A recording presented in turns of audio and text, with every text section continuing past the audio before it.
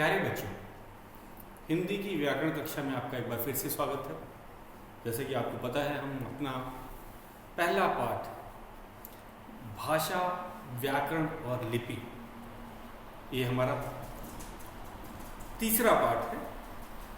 इसको मैं सही कर देता हूँ। ये तीसरा पाठ है। पहला पाठ तो हमारा गीत, दूसरा पाठ था पहेली बूझो तो जाने, और तीसरा है भाषा, व्याकरण और लिपि। तो हमारा पाठ तीसरा ही है और शुरुआत करते हैं हम। सबसे पहले हमने इस पाठ में अब तक क्या किया, आज हमें इसके अभ्यास प्रश्न करने हैं।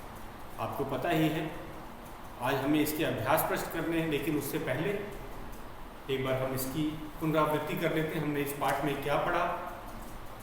तो सबसे पहले है भाषा।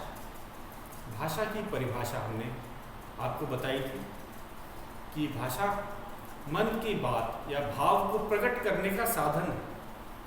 भाषा मात्र मन की बात को प्रकट करने का साधन होता है। इसके द्वारा, भाषा के द्वारा हम अपने विचार दूसरों तक पहुंचाते हैं और दूसरों के विचार सुन करके या पढ़ करके हमें पता चलता है। अपने विचार हम दूसरों को कैसे पहुंचाते हैं?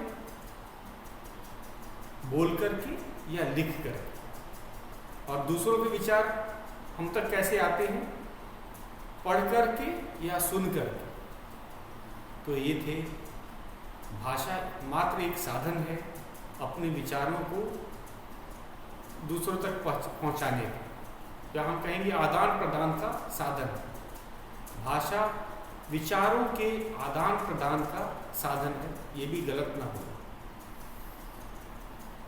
तो भाषा के रूप हम बताते हैं। भाषा के मुख्यतः दो ही रूप होते हैं, जैसा कि आपको पता है, मौखिक भाषा और लिखित भाषा। मौखिक जो मुंह से बोलकर, लिखित जो लिखकर हम एक दूसरे तक पहुंचाते हैं। इसके अलावा एक और तीसरा रूप होता है सांकेतिक भाषा। सांकेतिक भाषा का प्रयोग हम काफ़ी कम करते हैं, तो इसको मुख्य रूप से इसे भाषा का रूप नहीं माना जाता। मुख्यतः दो ही रूप हैं, मौखिक और लिखित। सांकेतिक भाषा क्या होती है? संकेत से अपने विचार दूसरों तक पहुंचाना। न इसमें हम लिखने का प्रयोग करते हैं, न बोलने का प्रयोग करते हैं। जैसे मुझे अगर किसी को बुलाना होगा, कोई व्यक्ति दूर खड़ा है, तो हाथ के इशारे से उसको कैसे बुलाया जा सकता है? तो ये बुलाने का इशारा है, तो ये भी तो है। वो दूसरा व्यक्ति तुरंत समझ जाता है कि मुझे बुलाया जा रहा है। मना करना, नहीं करने के लिए सिर हिला के हम लोग बता देते हैं, तो सामने वाला समझ जाता है कि ये मना कर रहे हैं, नहीं कह रहे हैं। तो ये सांकेतिक भाषा, इसका प्रयोग काफ़ी कम किया जाता है, 1% से भी कम होता है बोलचाल में। तो इसीलिए इसे भाषा का मुख्य रूप नहीं माना जाता। लेकिन आपको ये पता होना चाहिए, सांकेतिक भाषा भी होती है। तो भाषा के मुख्यतः, जब मुख्यतः करते हैं तो मुख्यतः दो ही रूप हैं, मौखिक और लिखित। अब आ जाते हैं, इसके बाद हमने आपको बताया था हिंदी के बारे में। राष्ट्रभाषा के बारे में आपको बताया था कि हिंदी हमारी राष्ट्रभाषा है। पूरे राष्ट्र द्वारा इसको राष्ट्रभाषा का दर्जा मिला। क्यों? पंजाबी को क्यों नहीं मिला? गुजराती या मराठी को राष्ट्रभाषा का दर्जा क्यों नहीं मिला? इसका कारण है कि हिंदी बहुत बड़े भूभाग पर बोली जाती है। भारत के बहुत बड़े हिस्से में हिंदी बोली जाती है, समझी जाती है, और आबादी के अनुसार भी बोला जाए तो बहुत अधिक लोग इसे बोलते और समझते हैं। अगर राज्यों की बात की जाए तो राजस्थान, हरियाणा, दिल्ली, उत्तर प्रदेश, बिहार, मध्य प्रदेश, छत्तीसगढ़ क्षेत्रों में हिंदी बोली जाती है, और आबादी की दृष्टि से भी बहुत अधिक लोग इसे बोलते और समझते हैं। तो इस कारण से इसे राष्ट्रभाषा का दर्जा मिला है। इसके अलावा हमें भारत में बहुत से राज्य हैं, वहाँ पे अलग अलग भाषाएं बोली जाती हैं। तो वो कौन सी भाषाएं हैं उनकी भी एक बार हम इसकी सूची को दोहरा लेते हैं। जैसे पंजाब राज्य है, पंजाबी, कर्नाटक कन्नड़, पश्चिम बंगाल बंगाली या बांग्ला, कश्मीर, अब तो कश्मीर राज्य नहीं रहा, केंद्र शासित प्रदेश है, कश्मीर में कश्मीरी बोली जाती है, तमिलनाडु में तमिल, उड़ीसा में उड़िया, गुजरात में गुजराती भाषा बोली जाती है, और महाराष्ट्र में मराठी, केरल में मलयालम, उत्तर प्रदेश में हिंदी बोली जाती है। तो इन्हें भी याद होना चाहिए। इसके अलावा एक और मातृभाषा और राष्ट्रभाषा, इसमें बहुत से बच्चों को कभी कभी परेशानी होती है कि दोनों में अंतर क्या है। तो मातृभाषा वह भाषा होती है जिसे बच्चा अपने परिवार में सीखता है, उसके माँ द्वारा, उसके पिता द्वारा, उसके परिवार के सदस्यों द्वारा बोले जाने वाली भाषा मातृभाषा कहलाती है। और सबसे पहले बच्चा अपनी मातृभाषा ही सीखता है, बाद में बाकी भाषाएं तो बाद में सीखी जाती हैं, सबसे पहले मातृभाषा सीखी जाती है। तो बच्चा जो सबसे पहले भाषा सीखता है वो उसकी मातृभाषा ही होती है। मातृभाषा अर्थात माता द्वारा बोले जाने वाली या परिवार द्वारा बोले जाने वाली भाषा। तो जरूरी नहीं कि कोई व्यक्ति उत्तर प्रदेश में रहता है तो उसकी मातृभाषा भी हिंदी हो, ऐसा ज़रूरी नहीं। हो सकता है कोई यहाँ पे हमारे शहर वाराणसी में कोई गुजराती परिवार रहता हो या पंजाबी कोई परिवार रहता हो और उनके घर परिवार में पंजाबी भाषा में बात की जाती हो, तो उस बच्चे की मातृभाषा पंजाबी भाषा हो, चाहे वो उत्तर प्रदेश में ही क्यों ना रहता। तो ये ज़रूरी नहीं है कि उत्तर प्रदेश में रहने वाले किसी की भाषा मातृभाषा पंजाबी या गुजराती नहीं हो सकती, ऐसी बात भी नहीं। और ज़रूरी नहीं कि हर की मातृभाषा और राष्ट्रभाषा हिंदी ही हो, ऐसी बात भी नहीं। आपकी मातृभाषा मराठी, गुजराती, बांग्ला, मलयालम कुछ भी हो सकती है, लेकिन राष्ट्रभाषा आपकी हिंदी। तो हिंदी को भारत की राष्ट्रभाषा का दर्जा मिला हुआ है, ये हमें पता होना चाहिए। इसके बाद हमने व्याकरण के बारे में आपको बताया। व्याकरण वह शास्त्र होता है जो हमें किसी भाषा के शुद्ध रूप का ज्ञान कराता है। तो व्याकरण वह शास्त्र है जो हमें भाषा के शुद्ध रूप का ज्ञान कराता है। तो हर भाषा का अपना व्याकरण होता है। कोई ये ना मान ले कि हर भाषा का एक ही व्याकरण होता है, ऐसी बात नहीं है। हर भाषा का अपना व्याकरण होता है और व्याकरण ही हमें सही भाषा का ज्ञान कराता है। व्याकरण के भी 3 भाग होते हैं। कल मैंने आपको इसके बारे में बताया था कि वर्ण विचार, व्याकरण के 3 भाग होते हैं, वर्ण विचार, शब्द विचार और वाक्य विचार। और इनके अलग अलग काम होते हैं। जैसे कि वर्ण विचार, व्याकरण के इस भाग में वर्णों का उच्चारण, वर्णों के भेद आदि का अध्ययन किया जाता है। दूसरा है शब्द विचार, व्याकरण के इस भाग में शब्द के भेद, रूप, उत्पत्ति आदि पर विचार किया जाता है। और वाक्य विचार, व्याकरण के इस भाग में वाक्य रचना, वाक्यों के भेद और आदि का अध्ययन किया जाता है। तो एक तरह से देखा जाए व्याकरण ही हमें शुद्ध भाषा बोलना और लिखना सिखाता है। बोलना से अर्थ है उच्चारण। तो ये था हमारा व्याकरण के बारे में। लिपि के बारे में भी हमने आपको बताया। लिपि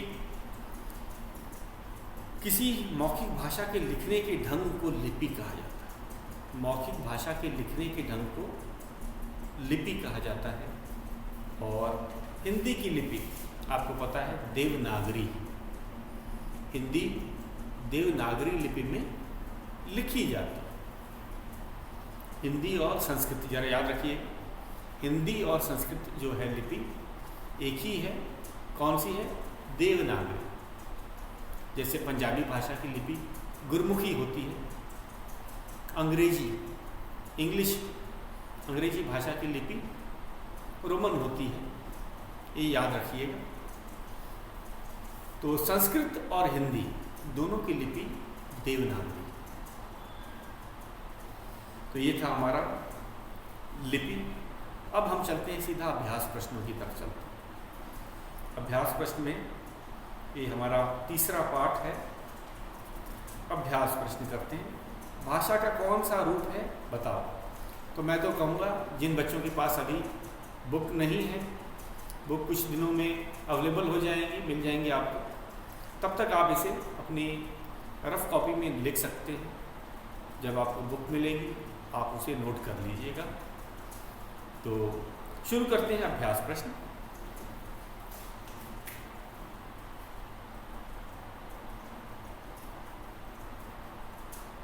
हमारा पहला प्रश्न है,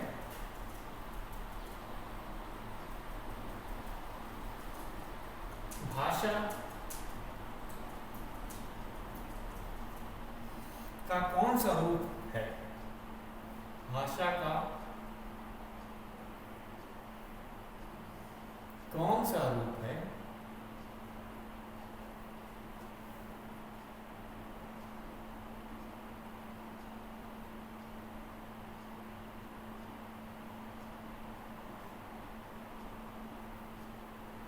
बताओ।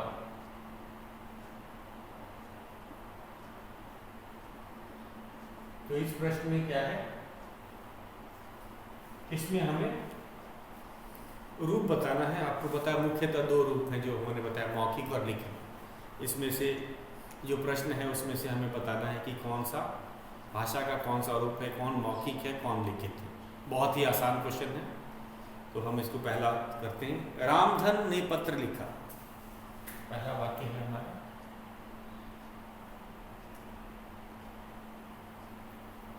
रामधन ने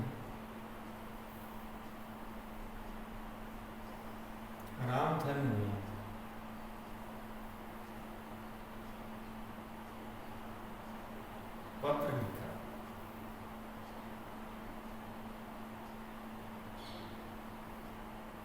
ये वाक्य है। अब इसमें दो हमें सही निशान लगाना है।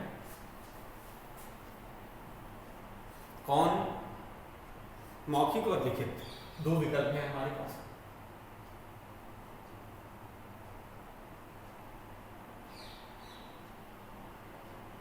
मौखिक, लिखित।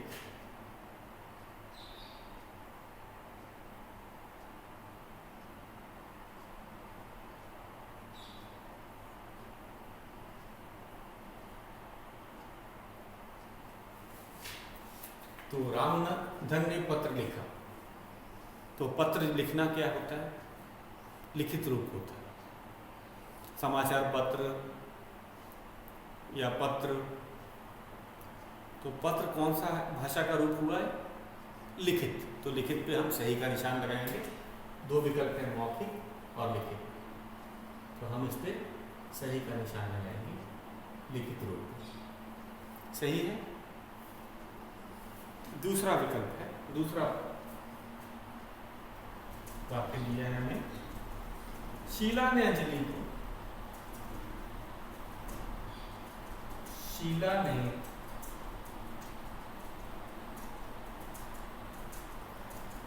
अंजलि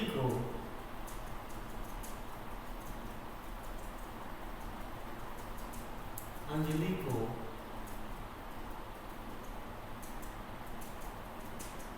टेलीफोन किया। टेलीफोन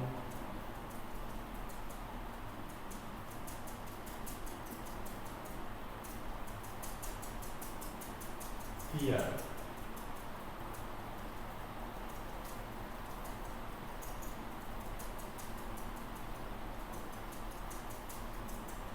मौखिक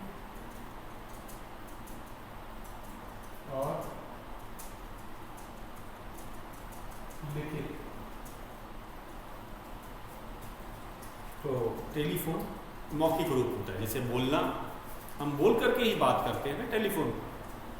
तो शीला ने अंजलि को टेलीफोन किया, तो टेलीफोन भाषा का मौखिक रूप। तो जरा इन सब का भी याद रखिएगा आप, जैसे टेलीफोन हुआ मौखिक रूप हो गया। ईमेल आपने सुना होगा, ईमेल हम भेजते हैं, ईमेल लिखित रूप होता है। तो टेलीफोन पे तो बोल के हम बात करते हैं, तो इसीलिए मौखिक रूप है।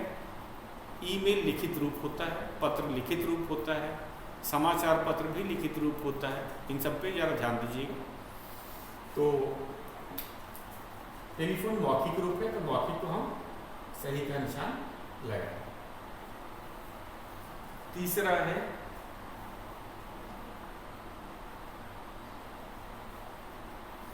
पिताजी ने अखबार पढ़ा।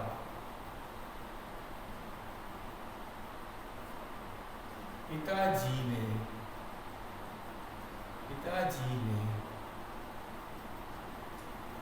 अखबार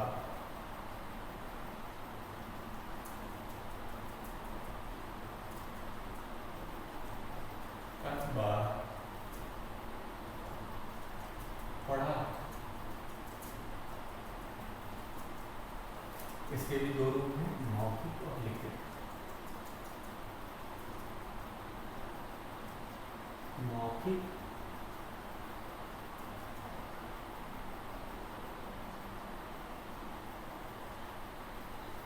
लिखित।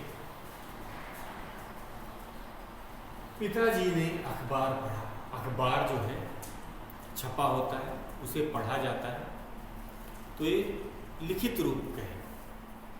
अखबार भाषा का लिखित रूप।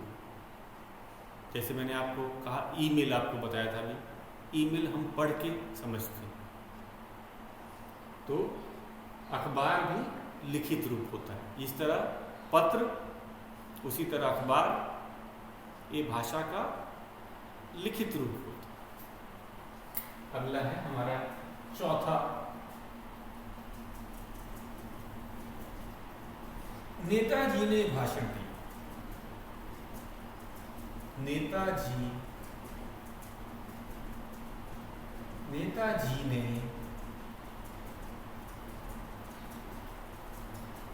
भाषण दिया।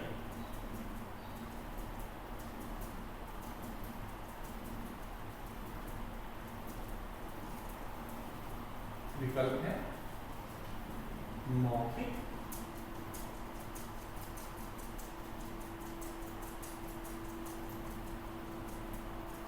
लिखित।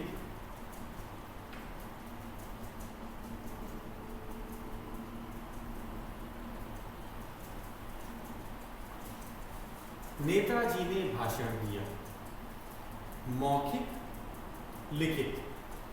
तो आपको पता है इस समय जैसे आसाम और बंगाल में चुनाव चल रहे हैं, नेताजी लोग होते हैं, वो सभाओं में भाषण देते हैं। भाषण में क्या होता है, बहुत सारे लोग जमा होते हैं और नेताजी जब भाषण देते हैं तो लोग उनकी बात सुनते हैं। तो भाषण एक मौखिक भाषा का रूप होता है। तो भाषण देना भाषा का मौखिक रूप है, क्योंकि बोल करके अपने विचार दूसरों तक पहुंचाए जा रहे होते हैं। भाषण में व्यक्ति बोल करके, नेता बोल करके अपने विचार दूसरों तक पहुंचाते हैं। तो जो भाषण है मौखिक रूप। पिताजी ने अखबार पढ़ा, लिखित रूप था, ठीक है ना। तो एक बार फिर से एक बार दोहरा लेते हैं अगर कोई चीज छूटा है। रामधन ने पत्र लिखा। ये पत्र लिखना ये भाषा का लिखित रूप है, इसीलिए हमने लिखित पे सही का निशान लगाया। रामधन ने पत्र लिखा, ये पत्र लिखना लिखित रूप कहलाता है। शीला ने अंजलि को टेलीफोन किया। टेलीफोन पे हम मुख से बात करते हैं, मौखिक रूप कहलाता है, इसीलिए इसे हमने मौखिक रूप भाषा का बताया। तीसरा है पिताजी ने अखबार पढ़ा। अखबार भाषा का लिखित रूप होता है, छपा होता है अखबार, उसको पढ़ना होता है, तो ये भाषा का लिखित रूप। अगला है नेताजी ने भाषण दिया। मैंने आपको बताया भाषा, जो भाषण दिया जाता है बोल के दिया जाता है, लोगों को अपने विचार बोल करके बताए जाते हैं, तो ये भाषा का मौखिक रूप है। भाषण भाषा का मौखिक रूप होता है। ये था हमारा पहला प्रश्न। मेरे ख्याल से आपने इसे नोट भी कर लिया होगा, खासकर वे बच्चे जिनके पास हिंदी व्याकरण की पुस्तक अभी उपलब्ध नहीं है, वे बाद में खरीदेंगे। कम से कम इसे नोट कर लें, ताकि जब बुक मिलेगी, व्याकरण की पुस्तक मिलेगी, तो आसानी से उसे कर सकेंगे, समझ सकेंगे, तो उन्हें बार बार वीडियो देखने की ज़रूरत नहीं पड़ेगी। तो इसे नोट करना है, जिन बच्चों के पास बुक नहीं। अब हम चलते हैं अपने दूसरे प्रश्न।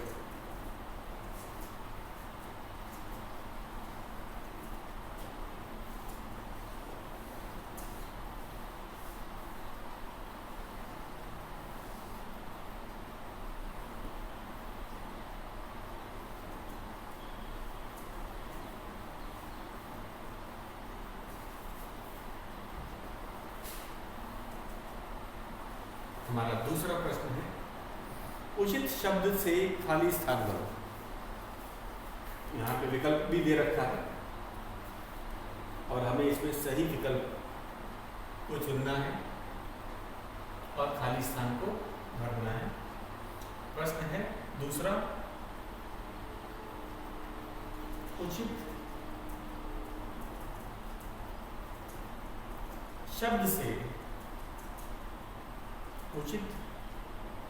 शब्द से खाली स्थान भरो। खाली स्थान भरो।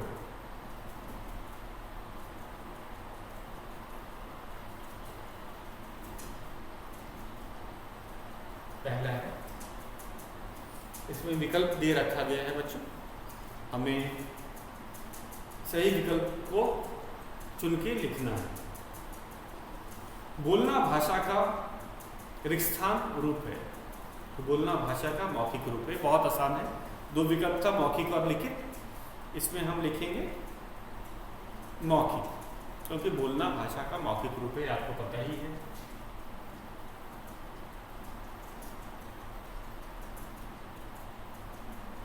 बोलना भाषा का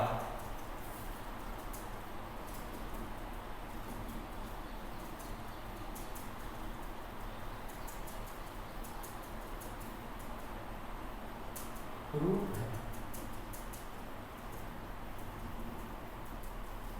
विकल्प 2 है मौखिक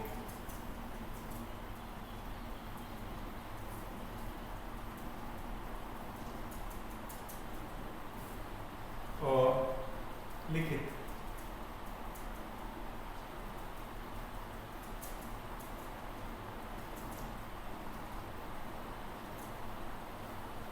बोलना भाषा का मौखिक रूप है। हम मुंह से बोल करके, मुंह से बोलते हैं, तो बोलना भी मौखिक रूप। इसमें निशान इधर लगाते हैं और विकल्प में लिखेंगे मौखिक।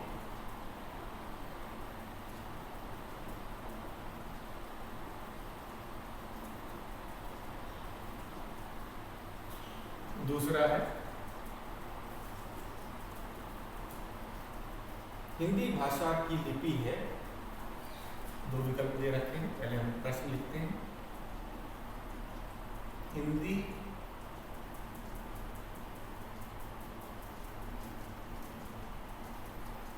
भाषा की लिपि, हिंदी भाषा की लिपि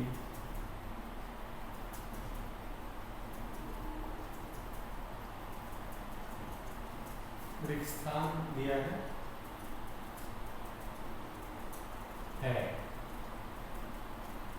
विकल्प हमारे पास 2 हैं। पहला है देवनागरी, दूसरा है गुरमुखी। देवनागरी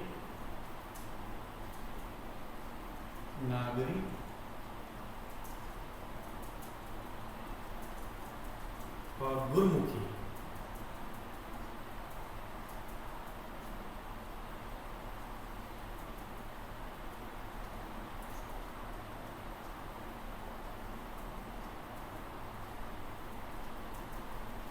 तो जैसा कि आपको पता है, गुरमुखी तो पंजाबी भाषा की लिपि, हिंदी भाषा की लिपि देवनागरी है।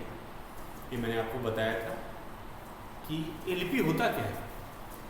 लिपि किसी भाषा के लिखने का ढंग लिपि कहलाता है। जैसे कि हमने आपको बताया था कि मुंह से निकलने वाली जो ध्वनियाँ होती हैं, उनका लिखित रूप जो होता है, लिखने का ढंग लिपि कहलाता है। हिंदी और संस्कृत दोनों की एक ही लिपि होती है। क्या है? देवनागरी। हिंदी और संस्कृत की एक ही लिपि है, देवनागरी। गुरमुखी पंजाबी भाषा की लिपि। तो हम यहाँ पे देवनागरी के सही का निशान लगाएंगे और लिखेंगे यहाँ देवनागरी। देवनागरी। तीसरा प्रश्न है, पत्र लिखना भाषा का, पत्र लिखना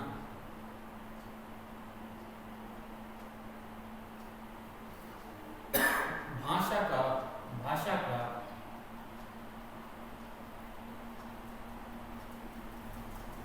स्थान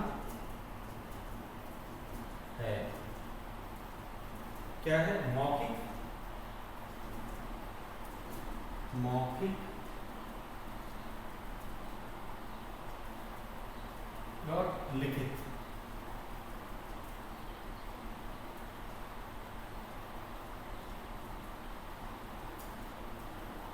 तो आपको पता है, पत्र लिखना भाषा का लिखित रूप होता है। लिख करके भी हम अपने विचार दूसरों तक पत्र के माध्यम से पहुंचाते हैं। तो बहुत आसान है, लिखित रूप है। इसको मैंने सही का निशान लगाया और यहाँ लिखेंगे लिखित। पत्र लिखना भाषा का लिखित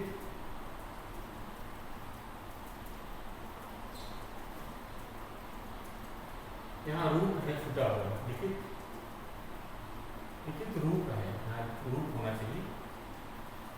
बुक में भी छूट गया, लिखित रूप है। अब ये सही हो गया। चौथा, हमारा चौथा है भाषा के लिखने का ढंग, भाषा के लिखने का ढंग, के लिखने का ढंग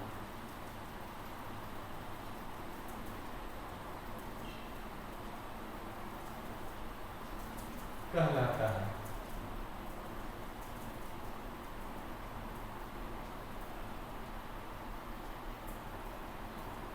व्याकरण,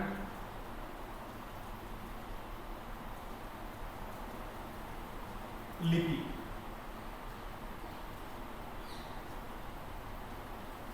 भाषा के लिखने का ढंग डैश कहलाता है, लिखने का ढंग लिपि कहलाता है। मैंने आपको अभी बताया था, लिपि किसी भाषा के लिखने का ढंग उस भाषा की लिपि होती है। और हिंदी भाषा की लिपि अभी मैंने बताई थी, देवनागरी। तो ये था हमारा दूसरा प्रश्न। तो आप इसे भी नोट कर लीजिए, खासकर वे बच्चे जिनके पास इस समय हिंदी व्याकरण दीपिका जो है भाग 4 नहीं है, वैसे नोट करेंगे ताकि पुस्तक मिलने पे भी इसे कर सकें। तो ये इसे याद भी करेंगे। परिभाषाएं, आज का एक गृह कार्य मैं दे देता हूँ कि हमने जो पाठ पढ़ा है आपको परिभाषाएं भी नोटबुक में लिखनी है। हमने एक ही नोटबुक बनाई है और व्याकरण की जितनी भी परिभाषाएं हैं उसमें लिखनी है और याद भी करनी है। तो ये आपका गृह कार्य होगी। शेष जो अभ्यास प्रश्न है, तीसरा, चौथा, 5वां, हम उसे कल करेंगे। आज के लिए बस इतना ही।